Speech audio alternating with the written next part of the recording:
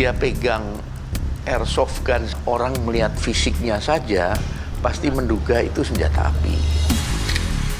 Kan ada pistol, ada senapan angin dengan kaliber lebih besar, tekanannya lebih kuat. Ketika disalahgunakan, mengenai bagian tubuh yang fatal, jangan dianggap remeh, coba kena mata.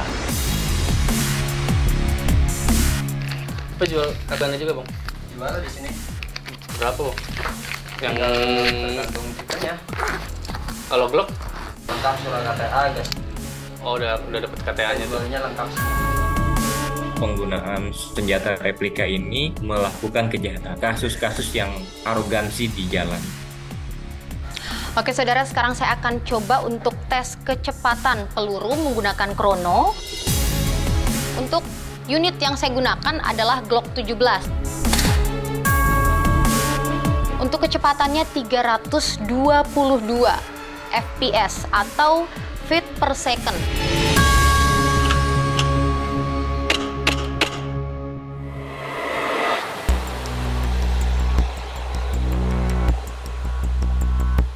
Saudara, airsoft gun dan airgun berulang kali digunakan untuk mengancam orang lain. Bahkan dalam beberapa kasus, pelaku kejahatan menggunakan senjata replika ini. Mudah didapat, lalu bagaimana pengawasan terhadap peredaran dan juga kepemilikan senjata replika ini? Simak liputan selengkapnya agar Anda tak jadi sasaran berikutnya.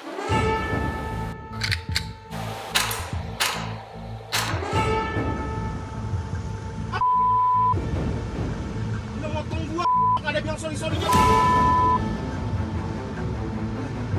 Gua takut pelaku bercanda.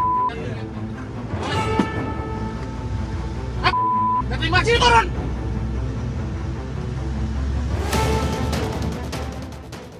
Inilah kejadian saat David, pengendara sedan berplat polisi palsu, mengancam dan menganiaya seorang pengemudi taksi online. David menodong korban dengan airsoft gun jenis pistol. Kejadian pada 4 Mei ini berawal saat mobil korban memotong jalan mobil yang dikendarai David di ruas eksit Tol Tomang, Jakarta Barat. Bagaikan koboi jalanan, David yang emosi menghentikan mobil korban lalu keluar sambil menenteng senjata. Itu ada celah, saya mau pindah ke paling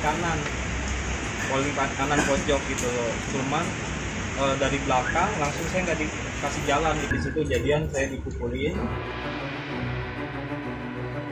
Korban melaporkan kejadian yang dialaminya ke Polda Metro Jaya.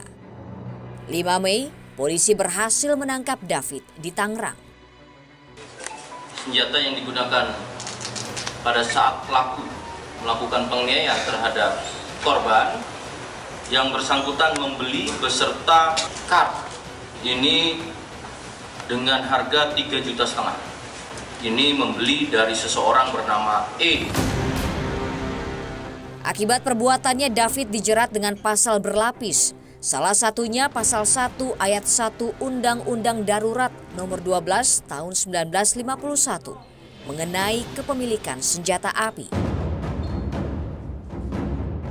Sebelumnya pada 2 Mei, senjata jenis airgun digunakan dalam kasus penembakan di kantor MUI Pusat. Mustopa menembakkan airgun jenis Glock 19 sebanyak 3 kali ke arah kantor MUI. Kejadian ini mengakibatkan 2 orang terluka. Dan kemudian yang bersangkutan mengeluarkan senjata. Ya. Saya lihat jenisnya, setelah saya melihat gambar dari Kapolres Jakarta Pusat, peluru atau gotri kecil ya, dan ada tabung gas kecil. Mustopa membeli airgun tersebut seharga 4 juta rupiah dari seorang penjual senjata di Lampung atas perantaraan 2 temannya.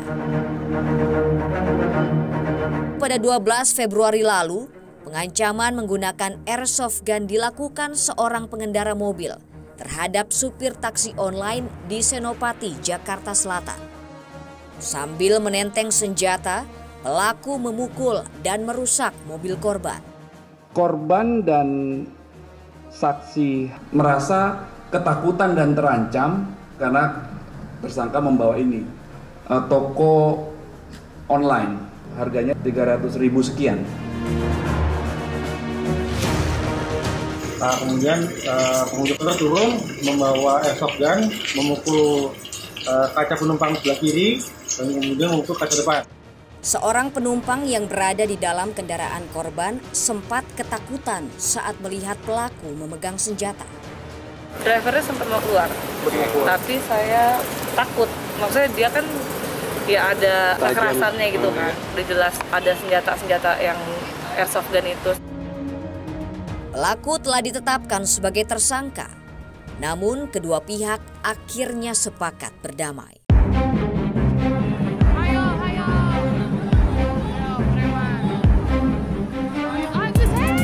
Penyalahgunaan airsoft gun juga sempat terjadi di Kabupaten Lebak, Banten 2 Januari lalu. Seorang oknum guru mengamuk dan mengancam warga menggunakan airsoft gun karena mobilnya terperosok di jalanan. Melakukan ancaman kekerasan menggunakan sejenis soft gun, di mana pada saat itu yang bersangkutan memakai kendaraan R4 di Jalan Melimping. Karena mobil yang bersangkutan itu di jalan cor masuk ke lubang, terperosok. Setelah itu mungkin karena dia marah dan warga sekitar nggak terima, yang bersangkutan ngamuk. Senjata replika airsoft gun pada dasarnya untuk kepentingan olahraga hobi dan hanya digunakan di tempat yang aman.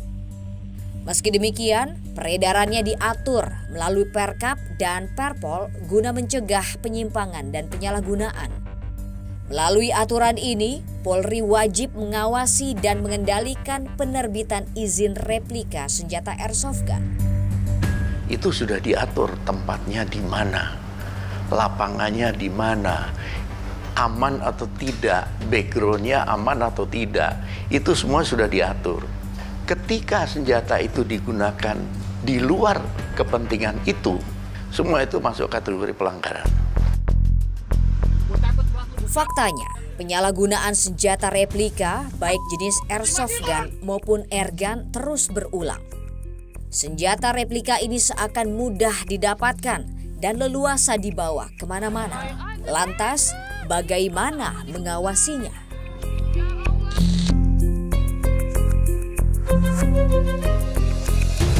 Kalau Glock udah dapet KTA-nya tuh. Lengkap semua.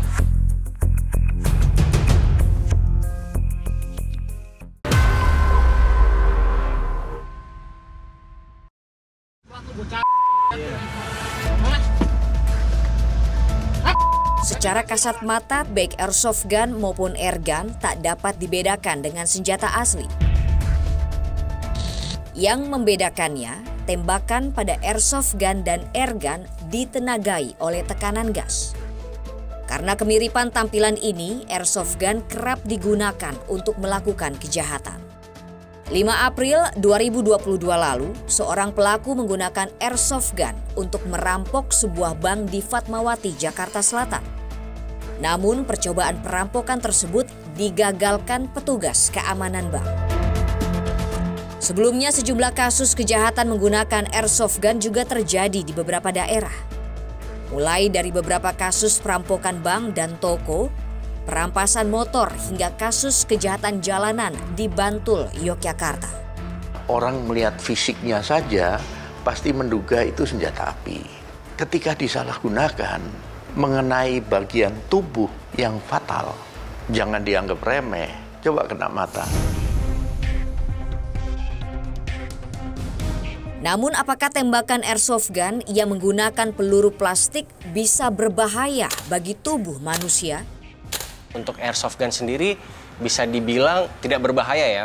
Paling rasa yang kita rasakan kayak seperti disuntik. Dan hilang dalam beberapa detik rasa sakitnya.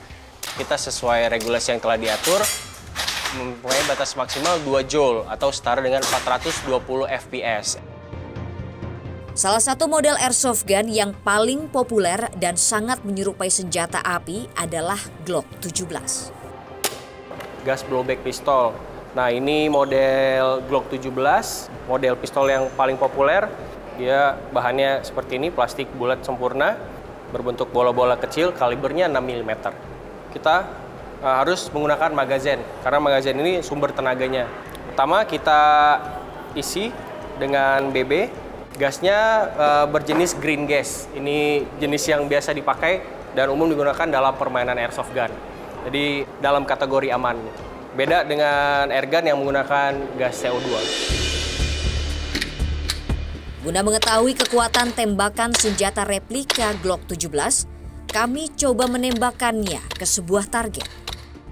Oke saudara, sekarang saya akan coba untuk tes kecepatan peluru menggunakan krono di sini. Nah, untuk unit yang saya gunakan adalah Glock 17.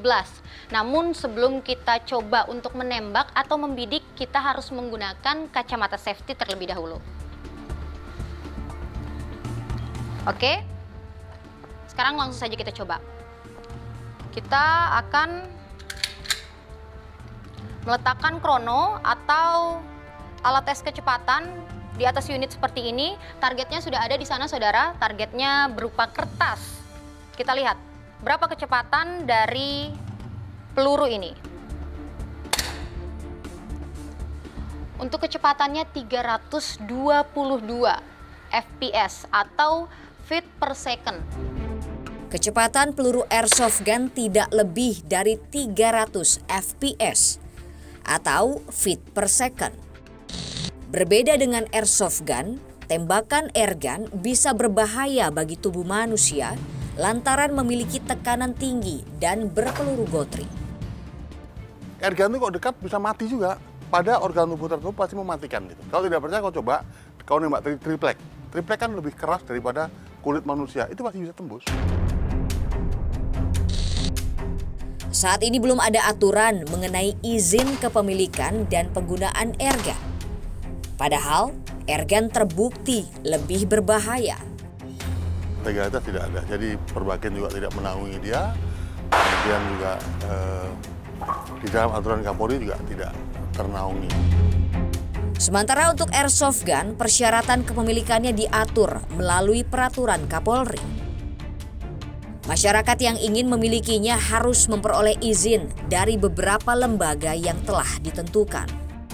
Mirisnya, meski memiliki aturan kepemilikan yang cukup ketat, airsoft gun bisa dengan mudah didapatkan. Kalau saya lihat memang perlu banyak hal yang dievaluasi kembali ya. Nah, jumlah peredaran semakin banyak, khususnya airsoft gun. Implementasinya ini perlu kerjasama semua pihak. Baru-baru ini kami menemui Ray. Ia pernah memiliki airgun. Sekitar 7 tahun lalu, ia membelinya di sebuah toko di Cijantung, Jakarta Timur. Ray membeli 1 unit revolver. Waktu itu beli di tahun 2016 ya. 2016, terus gue beli di daerah Cijantung. Khusus sih, airgun. Datang sana, beli, ada fisiknya lagi itu. Jenisnya sih gue ambil yang revolver ya. Peluru gotri ya. Gotri itu yang gue pakai yang nomor 6 apa kalau nggak salah.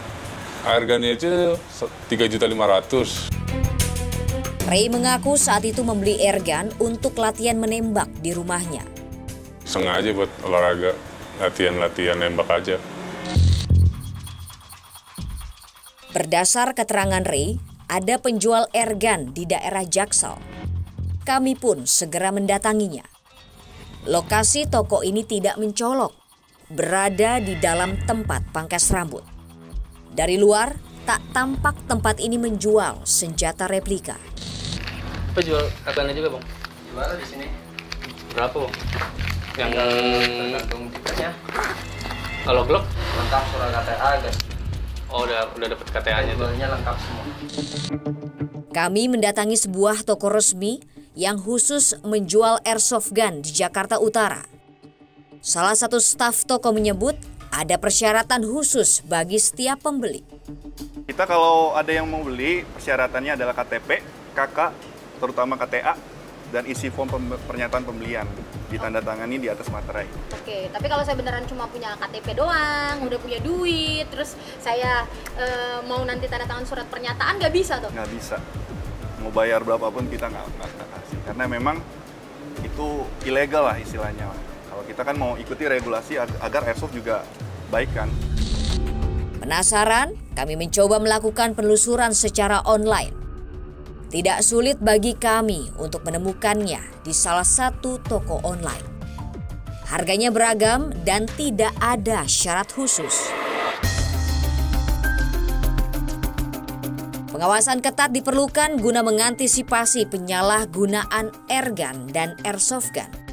Peraturan yang existing ini sebaiknya betul-betul dijalankan secara maksimal, diimplement dari mulai pengaturan impor, lalu kemudian produksi, perizinan, pengajuan perizinan, dan juga pengawasan. Termasuk juga nanti menjangkau pengawasan penjualan yang sifatnya ilegal tadi, Mbak. Lalu, bagaimana cara membedakan senjata replika dan senjata asli?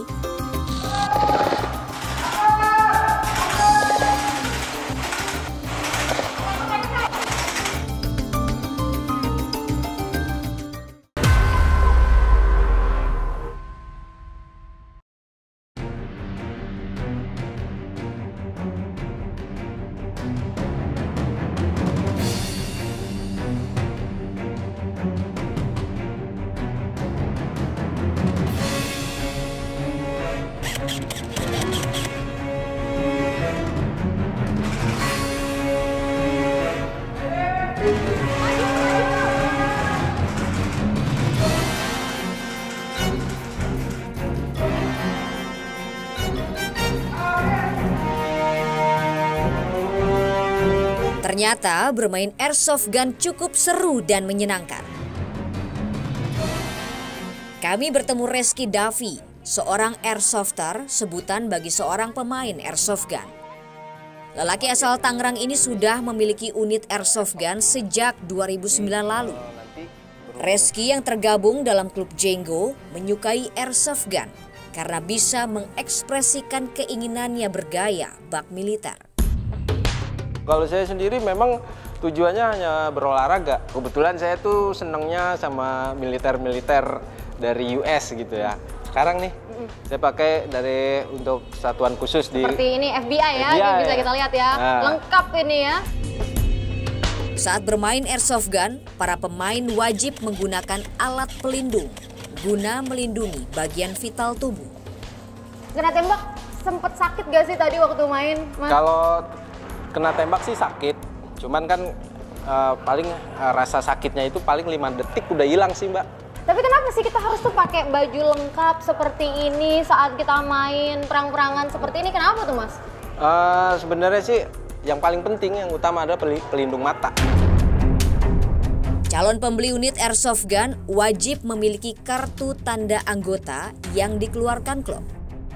Di Indonesia, klub resmi bernaung di bawah salah satu asosiasi airsoft gun seperti Porgasi, FAI, ABU, atau Inasoj. KTA sangat penting bagi klub untuk mengidentifikasi unit airsoft gun dan pemiliknya. Iya, jadi kalau misalnya kita mau membeli unit itu kan kita kan harus tunjukin semua persyaratan, contoh KTA, SKCK, dan lain-lain lah, banyak itu.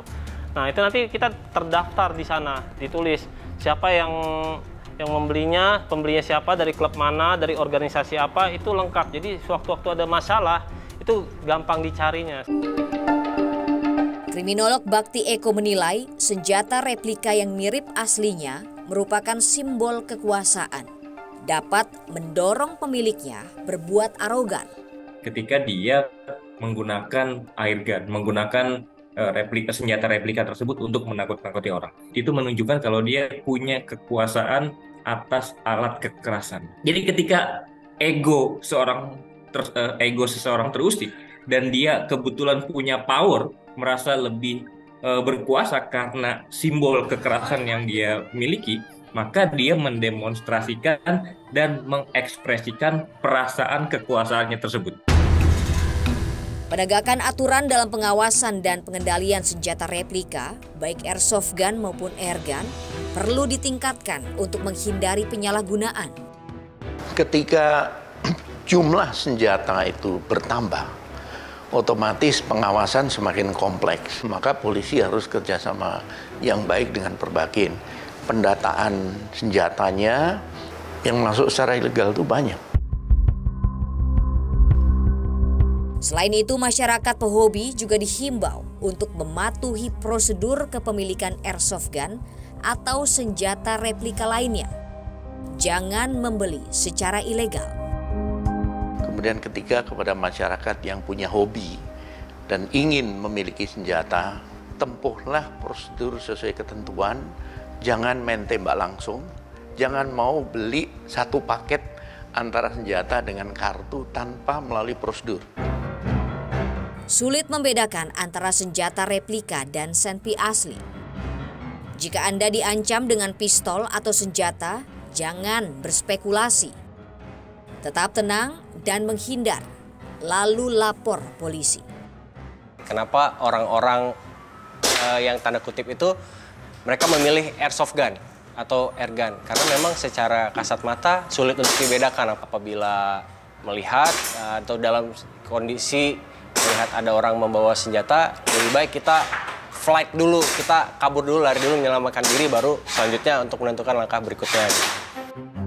Saudara ingat, jangan menyalahgunakan airgun dan juga airsoft gun untuk mengancam orang lain. Anda akan berhadapan dengan hukum. Kenali modus kejahatan di sekitar Anda agar Anda tak jadi sasaran berikutnya. Dan jangan lupa ikuti terus perkembangan pemilu 2024 di Kompas TV Independen Terpercaya. Saya Tata Nova Silana pamit undur diri, sampai jumpa.